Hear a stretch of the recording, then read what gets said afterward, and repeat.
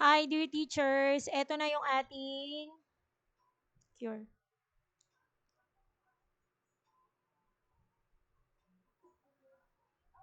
Hi, dear teachers. Ito na po yung ating PMES COT with COI alignment na po ito ha. Ito po ay para sa Kinder 5, Day 2, Quarter 4. So, ano mensahe natin dito? Matutuhan ang tamang pagtatapon ng basura.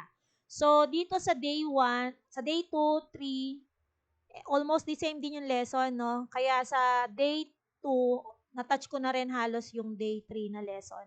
So, start tayo dito sa lesson plan. So, dyan sa lesson plan, kumpleto po yan. Semi-detailed po yan, ha? Pag sinabi natin semi-detailed, hindi ko na po sinama dito yung nasagot yung bata. Kasi pag sinabi natin detailed, di ba po kasama yung pagsagot ng bata? Pag tanong ng teacher, sasagot si bata. Ito po ay semi-detailed lang. So, papakita lang ko ano yung mga dapat gawin. So, start tayo sa content standard. Ayan po, ang ginamit po natin dito ay A4's lesson plan. So, ayan yung ating objective, subject matter. Nandiyan na rin po yung mga materials na kakailanganin natin. Values integration. Ayan, yung ating preparatory activity. Meron din tayong alituntunin. Kasama rin po yun sa PowerPoint. Tapos yung ating review, pwede natin tong i-print sa tar papel. Ipaskil natin sa board. So, i-review natin about tamang paggamit ng tubig. So, sa motivation, gumamit tayo dito ng larawan ng Luneta Park at saka ng madumi at malinis na Luneta Park. Nandito din po yan sa ating ipiprint. Kumpleto na po yan ha. Lahat po ng kailangan nyo ay iniligay ko na po dyan. Ayan, kagaya nito, divided yung ating lesson dito ay mga materials natin into 4. So, meron tayo yung una natin ay yung tar papel, tapos yung pangalawa natin yung PowerPoint na gagamitin natin, tapos yung ating e-game, at saka yung, ano pa ba? Lesson plan natin. Okay, so dito may instruction po dyan kung gusto nyo 2 pages, 4 pages, or 9 pages yung inyong tar papel. So ito nga yung balik-aral natin. Pwede natin siyang i-print ng uh, pwede natin siyang i-print ng 4 pages or 9 pages. Depende po sa inyo. So itong page na ito, itong dalawa, may instruction naman po dyan. So enough na dito yung dalawang pages. Para lang yan sa didikitan nung activity natin dito. Ay, hindi. Yung titingnan nila sa motivation natin. Kung titingnan lang kung alin ba ang kaaya-aya, yung malinis na Luneta Park o yung maduming Luneta Park. Tapos, i-relate natin sa real situation. O, ano bang gusto nyo, mga bata, yung malinis na kapaligiran o maraming kapaligiran. Tapos, andyan din po ang group activities natin. Pwede po natin siyang i-print ng tar papel. May instruction naman po dyan. So, dito sa group 1, ayan, i-connect nila. Sa group 2, ayan, meron silang gugupiting pictures ng mga basura. Ayan po. Tapos, igugrupo nila dito accordingly kung saan dapat natin itapon yung mga basura na yan. So, bukod dito sa mga pictures, kailangan din natin ng realya. So, gamit tayo ng totoong basura at saka ng totoong basurahan na may label na nabubulok, di nabubulok, nare-resiklo, at saka hazardous na basurahan. Teka, nalaglag yung S. Okay, ayan. Tapos dito, ayan, nakalagay naman. So, yung mga group activity ay tar papel. Pero itong ilalagay dito sa group 2 ay enough na yung bond paper. Tapos, gupitin nyo na rin po yan. Ano? Ay, sa group 2, pwede pa lang sila ang maggupit niyan. Depende sa inyo kung gusto nyo kayo maggupit o sila maggupit. Pero okay din kasi natututo silang gumamit ng gunting. Kasama yan sa ating fine motor skills. Okay, so sa group 3, bibilugan nila yung mga pwedeng i-recycle. Tapos sa group 4, hanapin nila kung ano yung mga items or product na pwede nating magawa mula dito sa mga patapong bagay. So kasama na rin dyan ang title ha. Ito pong title natin, gugupitin natin sa gitna at i-connect. Yan, ang cute oh. Nilagyan ko ng design. Nakalagay, tamang pagtatapon ng basura. Okay, connect nyo na lang po yan. Tapos dito, sa ating quiz, pwede tayo mag-written quiz. Ito, nagawa ko. Kayo na po bahala. Kung kaya ng time, meron kayong written quiz, tapos meron din kayong parang artwork. Ayan. So, dito sa pa-artwork, ito, naggawa na ako. Pwede nyo i-print. Sa isang sheet naman, ang dami nang magagawa. Tapos, in advance, pagdalhin nyo sila ng lata, tapos, dapat malinis na. Tapos, pwede naka-ready na rin yung gugupitin nila nakasukat dun sa mga lata nila. Ayan, puwedeng eksakto, puwedeng hindi naman yung papel, ayan ganyan, construction paper tas itong mga mata ididikit na lang nila. So, kung kaya ng time puwedeng ipagawa niyo parehas. So, dito ginawa ko po puwedeng isang sheet sa quiz or kaya naman kung tayo nagtitipid, ayan, ganyan ang ginawa, puwede. Okay, so yan yung ating, para sa tar papel ano. Tapos eto naman yung ating lesson plan nga. Ayan, sa motivation, sa e-game, pakita natin e-game mamaya. Ayan, yung mga meron tayong analysis tungkol dun sa e-game. Tapos meron tayong short story. Depende sa inyo kung gusto nyo i-print o PowerPoint presentation na lang. Yan, tapos, ayan, abstraction, paglalahat, application, group activity, kumpleto na po yan. Ayan, may generalization tayo, may evaluation, and digit sa lahat, ito yung pinaka-importante, annotations. So, ginawa kong dalawa yung set ng annotations. Dito sa annotations, detailed sa bawat part ng lesson plan. And then, another set po ay yung meron ng COI alignment. Ayan, so nakalagay na siya dyan. 1.1.2, 1.3.2, ganyan. So, kumpleto yan. Natouch natin lahat ng 9 na COI. And then, meron din yung summary. Okay, so yan yung ating lesson plan. And then, ano pang di ko napakita? Ito, yung ating PowerPoint mismo. Yung pinaka-PowerPoint natin, guided na din po kayo dyan kung ano yung sunod-sunod. Ayan, nakalagay na din dyan. Okay, yan. So, meron kayong naka-display sa screen, meron din kayong naka-print, pwede. Ayan, kompleto na po yan ha, mga ma'am and sir. Tapos, dito, mapapansin nyo, di ba ang demo lang natin is circle time 1 lang.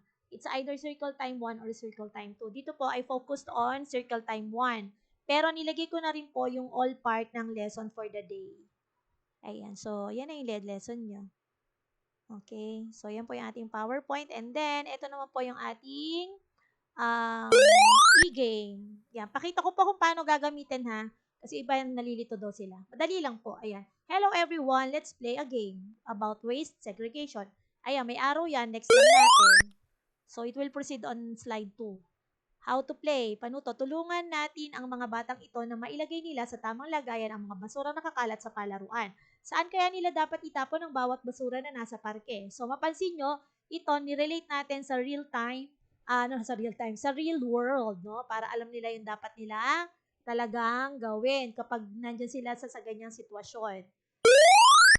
Ayan, are you ready? Let's start. Let's get started. Tapos, pindutin lang po tong start. Ayan. Pwede nyo i-guide yung mga bata, ha? O, 1. Dito kasi sila talaga yung pipindot. So, sa number 1, ayan, itong crumpled empty bottle, saan natin siya dapat ilagay? Sa nabubulok, di nabubulok, nare-resiklo, hazardous. So, maaaring dalawa ang sagot ng bata. Sasabihin ng bata, teacher, sa hindi po nabubulok. Okay. O sa hindi nabubulok, saan pa? Saan kaya mas pwede natin siyang ilagay? Ayan. So, meron na tayong critical thinking skills nila, no? Yung HATS. O nga no, pwede sa di nabubulok, pwede sa nare-resiklo. Saan siya mas okay?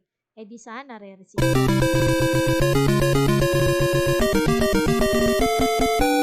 So, sa bawat tamang sagot, ganyan ang lalabas. Yung basura natin, pupunta dun sa tamang lagayan. Tapos, okay, kunwari, dun sa number 1, mali ang sagot niya. Paganahin natin, tingnan natin kung gumagana lahat ng hyperlink nito. So, sa nabubulok ba siya? Okay, hindi. So, kada maling sagot, dito siya maglaland. Ayan, balik tayo sa number 2. To check the other link. Hyperlink. Ayan. So, yung hyperlink gumagana ha. Ayan. Gumagana yan. Gusto kong pakita sa inyo. So, yung nare-resiklo, yung tama. Punta na tayo sa hazard. Ayan. So, balik tayo. O, number 2 na tayo. Ipapakita ko na po lahat kung lahat gumagana. So, ito ay, saan yan? Nabubulok.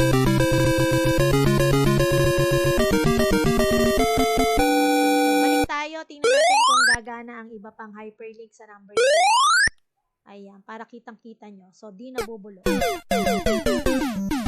Yan. So, sa try again siya nagland. Okay, nare-resik. Ay, wait, mali na pindot ko. Okay, sa number 2 tayo. Okay, number 2. Ayan, siya ay di nabubulok, nare-resiklo. Mali uli siya. Balik tayo sa 2 uli. Tingnan natin isang hyperlink. Ayun, yung hazard ulit. Okay, punta tayo sa 3. Wait, kakamali ako ng pindot. Punta tayo sa 3. Ayan, number 3 na tayo. O, pumunta sa number 3. Ito naman ay, okay, ito ba ay nabubulok? Di nabubulok, nare-resiklo, hazardous. So, pwede siya sa di nabubulok, pwede rin siya sa nare-resiklo. Pero saan siya mas okay? Sa nare-resiklo. Ay. Ganun.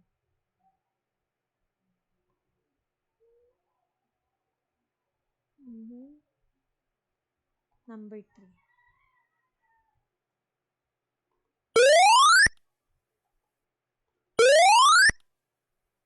So, ito, pwede siya sa di nabubulok, pwede rin sa nare-resiklo. Diba? Okay,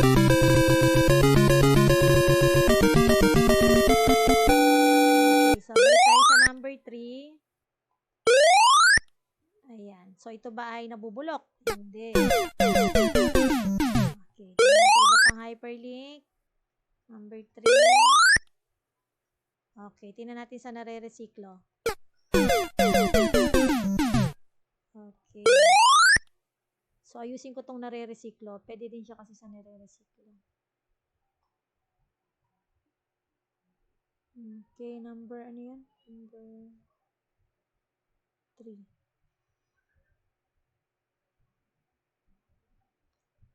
So, number 3. Gawin natin.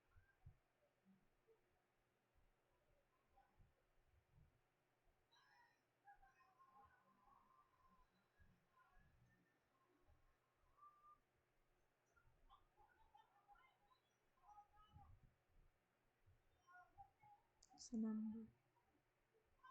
Sa 11. Sa 11.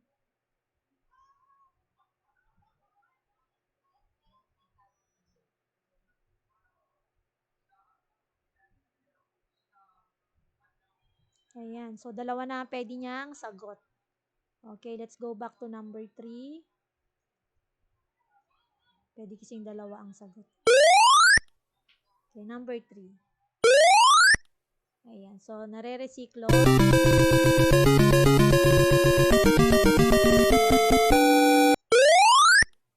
Okay, balikan din natin yung yung isa pa, yung number 1. Pwede rin kasi siya sa di nabubulok, di nabubulok at nare-resiklo. Remind nyo na lang yan, mga ma'am. Okay, and then, number 4 na tayo. Number 4. Ayan, number 4. O, ito, saan to? Nabubulok, di nabubulok, nare-resiklo. So, saan siya mas okay? Okay, tapos, balikan natin yung kung yung iba ay gumagana. Okay, number 4. Para lang makita nyo kung yung hyperlink ay gumagana. Okay, so sa di nabubulok, pwede rin i-consider natin yan. Okay, hazardous. So, number 5 na tayo. Ayan. O, ito. Hazardous yan.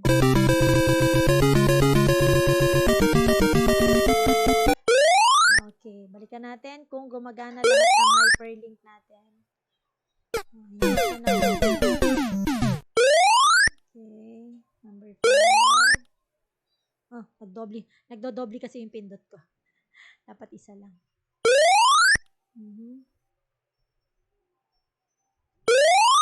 Okay, number 5. Okay, nare-resiklo. Bawal na tayo. Okay, kunwari, nasagutan na lahat. Pindutin lang natin.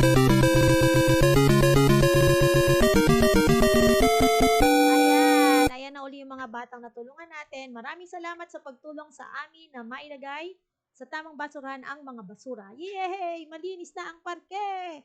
Pwede na tayong maglaro! Yahoo! O, yun lang mga ma'am, PM nyo ko ha. kung sinong gustong mag-avail. Available po ang para sa quarter 4, week 4, day 1, 2, 3, 4, 5. Available din po ang week 5, day 1 and day 2. Yung day 3, gagawin ko na rin. Kasi yung day 3 related din naman sa day 2. Siguro magkakaroon lang ako ng konting modification para sa day 3. O yun lang mga ma'am. Bye-bye. Pag gusto niyo po ng PowerPoint din, meron din po ako available. All subjects from kinder to grade 6. Bye-bye po. Happy teaching everyone. Muamua chup chup.